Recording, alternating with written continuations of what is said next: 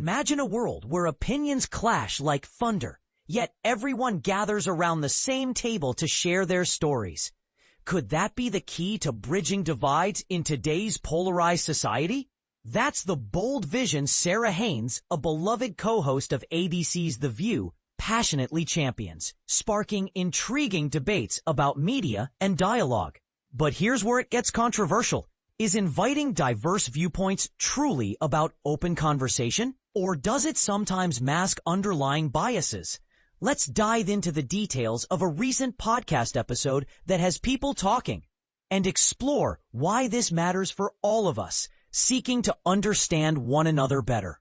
On a recent Wednesday installment of the Behind the Table podcast, Haines opened up about the show's philosophy while reflecting on their Tuesday interview with Sara Haines, the talented actress and wife of political figure Robert F. Kennedy Jr.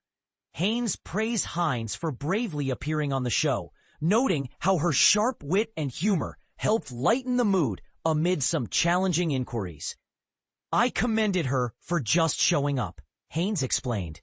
"But then I found that her comedic sense was a good buffer for her, 'cause she joked throughout, even though we were asking tough questions." Yet not everyone agreed with the tone.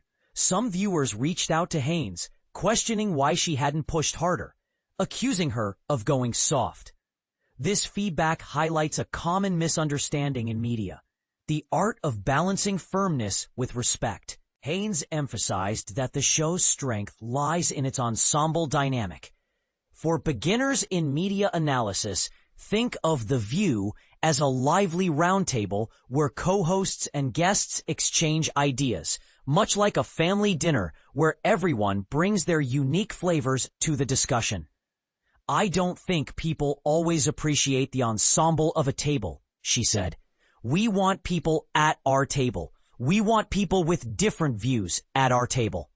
This approach encourages inclusivity, inviting folks from all walks of life, even those with opposing perspectives. And this is the part most people miss. It's not about winning arguments, but fostering genuine curiosity. Haines stressed the importance of approaching conversations with an open mind, especially with those who disagree.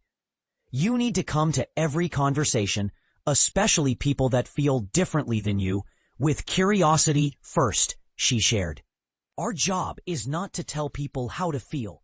It's not to invite people to our table and slam dunk them verbally." To illustrate, consider how a curious dialogue might unfold in everyday life.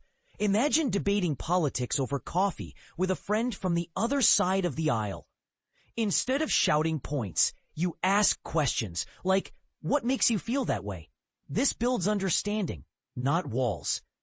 Haines added that she's not one for gotcha moments, advocating for tough questions asked with good intentions. "I will never be someone that's there for a gotcha moment," she declared. "There is a way to be tough and to ask questions when it remains well-intentioned and curious." But here's where it gets controversial. Critics argue that despite these ideals, The View has faced mockery for its guest selections. For instance, in the first 7 months of 2025, the program hosted 102 guests leaning left politically, with not a single conservative invited to discuss current events, according to a thorough analysis by the Media Research Center, MRC, a nonpartisan watchdog group dedicated to examining media bias and accuracy. This imbalance has raised eyebrows, with some wondering if the show truly walks the talk on diversity. Co-host Joy Behar chimed in after the Haines chat, echoing calls for more balance. "I think we should have more Republicans on the show," she said bluntly. "They're scared of us." This playful jab hints at a deeper issue. Are conservative voices avoiding the spotlight, or is the invitation not extended enough? Behar's comment underscores a provocative counterpoint. What if the show's progressive lean discourages right-leaning guests from participating, perpetuating the very echo chambers it aims to dismantle?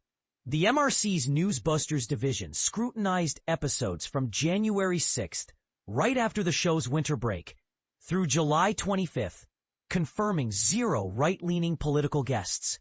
In contrast, recent weeks saw appearances by figures like former Vice President Kamala Harris, Supreme Court Justice Sonia Sotomayor, and even former Governor Andrew Cuomo, who's now running as an independent for New York City mayor. These choices highlight the show's alignment with progressive voices, but they also fuel debates about whether such programming truly represents the broader American tapestry. So, is The View succeeding in its mission of inclusivity, or is there a hidden agenda at play? Do you believe inviting diverse voices is enough, or should shows go further to ensure balanced representation? Share your thoughts in the comments below. Do you agree with Haines' approach, or does Behar's call for more Republicans resonate more with you? Let's keep the conversation going. For more on media and culture, click here. And don't forget to download the Fox News app for on-the-go updates. Hannah Panrek is an associate editor at Fox News.